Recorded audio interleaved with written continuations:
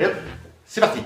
Bonjour. Bonjour. Oh, vous avez vu son décolleté. Ça fait du décolleté là, Oh bah, magnifique, magnifique. Regardez-moi dans les yeux, Elise. Désolé pour le retard. Ah bah voilà, c'est les vacances et alors il y a des histoires d'enfants, et ça fait planning et des emplois du temps qui sont pas forcément les plus faciles. Quoi qu'il en soit, ça reste quand même très agréable et on rigole bien aussi avec tes enfants. Oui. Sclavina, t'as du dentifrice Non, c'est pas du dentifrice, c'est du rouge à lèvres.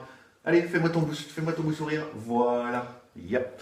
Alors, on va parler pédagogie. Pour commencer, parce qu'Esclavina a quelques questions que vous m'avez posées sur Instagram. Voilà, que vous lui posez sur Instagram. Et puis, on a quelques questions dans les commentaires. Alors, justement, je voulais lire le commentaire d'il y a 2 jours. C'est Master Christ Off. Christ Off, c'est comme le Christ quand il est éteint, vous savez, on-off. Au témoin d'un doute, dans la notion de maître, il n'y a pas comme une valeur pédagogique et éducationnelle intrinsèquement au titre. C'est-à-dire que le fait d'être maître impliquerait nécessairement le fait d'être pédagogue ou voire éducateur entre guillemets. L'écoute et un esprit un tantinet pédagogue me paraît donc un petit plus pas inintéressant à avoir. De là à dire que sans ces attributs on ne peut se prétendre capable d'être maître, 3 petits points. Je découvre votre chaîne, patati patata, des compliments, merci, merci. Cette notion de pédagogie et d'éducation. Il y a dans la pédagogie essentiellement, même si ça ne saute pas aux yeux de manière évidente, il y a l'aptitude à écouter, effectivement. De là à ce qu'un maître soit nécessairement un pédagogue, je n'irai pas jusqu'à l'affirmer. Est-ce que moi je me sens pédagogue, ça clairement. Néanmoins, compte tenu du nombre de gens que nous avons vus dans la communauté des relations DS, domination-soumission 24/7 ou maître-esclave, j'irai pas jusqu'à en faire une généralité. Néanmoins, ce sont des questions qui sont importantes à se poser. Dans quel cas j'ai fait preuve de pédagogie à ton égard, ma belle esclave ? Je sais pas trop, enfin pour le ménage. Oh oui, pour le ménage, pour tout ce qui est effectivement service sexuel aussi. Mais ça, c'est aller vite, parce que en même temps, quand on y prend goût et quand on aime, voilà, ça avance vite. Oui, oui. Donc, j'irai pas jusque-là. Néanmoins, c'est important de se poser la question. Mais vous savez, il y a des personnes qui entrent en relation maître-esclave après soit de longues années en vie vanille, soit en se découvrant à un moment donné et en s'engageant. On est toujours 2 pôles, c'est-à-dire qu'il y a le pôle de l'esclave asservi et le pôle du maître. Je dirais que la pédagogie, c'est transmettre une vision. Et cette vision, c'est comment moi, je vois la relation que je souhaite et que j'entretiens avec mon esclave. Pas n'importe laquelle, celle-là. Et uniquement celle-là. Et cette vision, elle se déploie dans une foule de détails au quotidien, mais en même temps dans des propos où effectivement, je te dis, je te souhaite totalement disponible, je te souhaite par exemple, à mon ordre, pouvoir te mettre dans la position 1 ou dans la position 2, et de bien comprendre et de bien admettre que mes demandes sont des ordres. Pour quelle raison elle l'accepte aussi facilement? Parce que, d'une part, elle est totalement consentante, évidemment. Choisit quand même de elle base. l'a quand même choisi, elle le choisit chaque jour. Et donc, on ne peut pas nier l'effort que fait l'esclave, enfin, si c'est un effort, au moins la reconnaissance de sa nature et de son choix. Et ce choix est d'une grande valeur pour la pédagogie, en quelque sorte. Parce qu'effectivement, le pouvoir que j'exerce sur elle tombe à point nommé, exactement, dans les bonnes petites cases pour lui permettre d'obéir avec joie et bonne humeur. Même si quelquefois, elle réclame que je sois un petit peu plus dur. C'est arrivé cette semaine. Mais c'est pas très facile, vous savez, les semaines où il y a des enfants. C'est un peu, voilà, je sais que ça lui manque, je sais que ça me manque. Néanmoins, ça va, on profite pleinement des enfants, on a plein de choses à vivre avec eux, donc ça c'est plutôt vraiment super, et tu ne perds rien pour attendre, mienne. Donc pour rebondir sur cette notion de pédagogie, développer une vision, c'est pas forcément être très bavard, en écrire des tonnes et des tonnes, mais c'est toujours accentuer les actions, les comportements, les attitudes qui vont dans le sens de la relation maître-esclave que le maître ou la maîtresse souhaitent. Parce que évidemment les maîtresses ont la même chose à vivre avec leurs soumis. Et même si dans les couples maître-esclave on ne communique pas énormément, parce qu'il y a des gens qui sont moins bavards que moi, effectivement, et bien de toute façon la vision, à un moment donné, elle apparaît. Elle est là et elle doit être dite. Parce qu'effectivement, il y a, je dirais, des maîtres qui n'aiment pas du tout se faire servir par leurs esclaves comme un chevalier, c'est-à-dire qu'elle va ouvrir la porte, elle va mettre les petits coussins sur les canapés pour que le maître soit bien assis, etc. Il y a des maîtres qui ne supportent pas ça. Ça les empêche pas, ça les empêche pas d'être maîtres tout autant, ou maîtresses tout autant. Néanmoins, ça procède vraiment de la vision. Et cette vision-là, elle est discutée au fur et à mesure du dressage et au fur et à mesure de la vie, parce que nous ne sommes pas des êtres statiques posés sur des étagères, mais évidemment, on réagit avec la vie, évidemment, on réagit avec le bonheur de vivre, et tout ceci s'adapte au fur et à mesure. Voilà. Est-ce que toi, ça te paraît nécessaire, la pédagogie Quand même, un petit peu. pour une maîtresse ou un maître? Bah, quand même, si je sais pas faire quelque chose dont vous avez envie, il va falloir que vous me l'appreniez.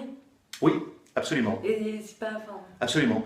Et je le lui apprends, et si effectivement, par exemple, la consigne que je lui ai donnée n'est pas de bonne qualité, eh bien le résultat sera de qualité moyenne. Et en cela, c'est pas elle la fautive, c'est moi dans ce cas-là, parce que j'ai pas parfaitement exprimé ce que je souhaitais. Donc effectivement, ça nécessite de très bien exprimer ce que l'on souhaite, et surtout peut-être de se méfier un peu de l'égoïsme, parce que l'égoïsme c'est vraiment tout pour moi, rien que pour moi. Alors tout pour moi, rien que pour moi, oui et non, surtout non, parce que c'est tout pour la relation, tout pour que nous puissions vivre tel que moi je le décide et tel que moi je le définis, dans l'harmonie qui nous est propre et que nous avons choisie. Tel que moi j'en ai besoin. Voilà, et parce qu'elle en a besoin, et moi aussi. Dis-moi, Esclavelina, tu avais des questions toi de ton côté? Oui. Votre ordre de mariage, il était réfléchi ou soudain? Ça fait longtemps que j'y pense, ma belle esclave, ça fait longtemps qu'on en parle. Mais effectivement, c'est venu à point nommé avec cette initiative de bague de fiançailles et de fiançailles. Donc effectivement, la décision s'est prise à ce moment-là, au moment où je me suis dit, je vais la fiancer, c'est trop bien, et puis après je lui ordonne de se marier avec moi. Et ça sera un grand bonheur. Mais on n'a pas fini d'en parler parce que vous savez, on a le temps. Hein. Et puis c'était quand même trop romantique sur la plage, dans le sable, quand je me suis mise à genoux et que vous m'avez mis la bague, et Oui. qu'il faisait super chaud. Oui. Et que j'étais giflé. Oui. Oh, c'était trop bon. Il y en aura d'autres. Je pense que le mariage, ça va être assez rigolo. De toute façon, on invite tout le monde. Voilà. Non, on verra. Officiellement, le château est quand même limité à 300 places.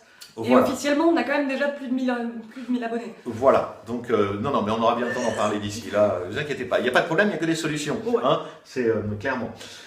Tu as d'autres questions, ma belle esclave? Oui. Quel accessoire vous utilisez le plus? Ah, quel accessoire j'utilise le plus pour te dresser et t'entretenir? Bon, tu vas répondre parce que tu le sais. Bah, tout à l'heure on en a parlé, vous avez dit martinet. Oui. J'avoue que moi je ferais ex aequo martinet cagoule. Ah, c'est vrai, martinet cagoule. J'aime beaucoup, j'aime beaucoup t'avoir encagoulé, comme on dit. Oui, et soigneusement et parfaitement attaché. Ça fait partie des premiers jeux qui sont vraiment à la portée de tout le monde, hein. Sans même parler de cagoule, mais un simple bandeau sur les yeux, une paire de menottes ou simplement des liens attachés en croix sur le lit, et déjà la température monte dans la chambre. Et pas que dans la chambre, parce que nous étions à une soirée, samedi dernier. Oui, c'est une soirée de la Chandeleur, et alors, il faut quand même le raconter quand même. La Chandeleur, figurez-vous que les dominants et dominantes, et les maîtresses ont fait des crêpes sur les fesses des soumis et des soumises. Non, mais... On était avec une novice, donc je précise parce que bon voilà, ce n'est pas la sienne. Non. Et c'était sa première soirée. Et du coup, on lui fait le fireplay sur la main avec le gel hydroalcoolique. Le fireplay, c'est on met une substance inflammable sur la main, on allume, ça fait une grande flamme, c'est très spectaculaire et on éteint immédiatement. Et après, il lui a fait tester avec de la mousse à raser. Donc là, la flamme est encore plus spectaculaire, mais la douleur, elle se sent presque pas. Enfin, voilà. On sent beaucoup moins la chaleur. Oui, parce que c'est juste l'alcool de la mousse à raser qui s'enflamme et ça ne touche même pas la peau. Et donc, elle avait envie d'essayer, mais elle appréhendait. Et puis, au bout d'un moment, on entend les explications de grand méchant loup, machin. Et elle me dit, ouais, finalement, je veux bien essayer. Je lui fais avec le gel ou avec la mousse? Oh bah avec le gel, hein, ça me dérange pas. Et donc du coup, ils ont fait des crêpes flambées sur son cul. Enfin, Voilà. plus sur son dos d'ailleurs, parce que son cul, il s'en était bien occupé. Et elle avait un bleu en forme de cœur sur les fesses, c'est trop mignon. C'était très très très très mignon, très mignon. Et oui, faire sauter les crêpes sur les fesses des soumis et des soumises. Ça valait le coup. Cela dit, on a été accueillis par des soumises en tenue de crêpière et c'était trop mignon. Elles avaient chacune leur petite poêle pour faire sauter les crêpes. Il y avait un petit côté coquin, très mignon. Mais j'ai vu personne s'en servir comme paddle, ça je trouve ça dommage. Moi j'ai entendu, c'est un peu, oui, c'est un peu. À la crêpière, vous avez entendu? Oui, à la crêpière. Ah, d'accord. Oui, c'est un peu fort hein, de toute façon. Mais vous savez hein, que dans notre cuisine, selon la manière dont on regarde les instruments que l'on utilise pour faire la cuisine, il y en a quelques-uns qui peuvent se retrouver facilement dans la chambre. Ou pas que dans la chambre d'ailleurs, hein, parce que vous savez, moi j'ai des petites planches de bois, vous savez les petites planches à découper là, elles sont très épaisses comme ça, elles sont en bois, j'ai envie de dire en bois d'arbre pour la blague. Et ben quand elle passe dans la cuisine et que je lui relève sa jupe, parce que évidemment elle n'a jamais de culotte, et bien les coups sont sonores, très vifs et très, très présents, va-t-on dire. Oui, et puis c'est quand même plus solide que les spatules en bois. Parce que bon, je sais pas combien vous en avez cassé, mais oui, c'est pas brillant. Hein. Oui, les spatules en bois. Alors, les spatules en bois, vous constaterez très vite qu'il y a deux côtés. Il y a le côté concave et le côté convexe de la spatule, quand c'est une cuillère en l'occurrence. Pas une spatule, mais une cuillère. Et effectivement, du côté concave, ça laisse des marques en forme de ovale qui sont plutôt du plus bel effet, mais assez douloureuses. Mais oui, elles sont quand même pas conçues pour ça. Et on en a cassé quand même déjà un certain nombre. Voilà. Autre chose à ajouter? Bon, non. Bon, non, on fait comme on a dit. Merci pour vos commentaires. Vous pouvez mettre des pouces en haut, là, des pouces en l'air. Voilà, partagez, aimez-vous les uns sur les autres, les uns les autres. On fait comme on a dit. Hein, on se retrouve la semaine prochaine. Bye bye.